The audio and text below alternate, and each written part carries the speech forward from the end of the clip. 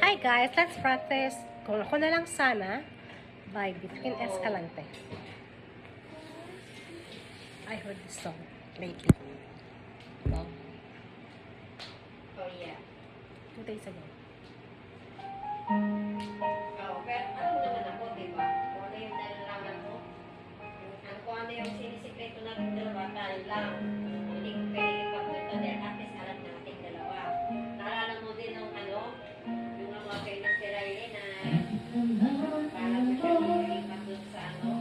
Ako si Ate Jo, kasi lang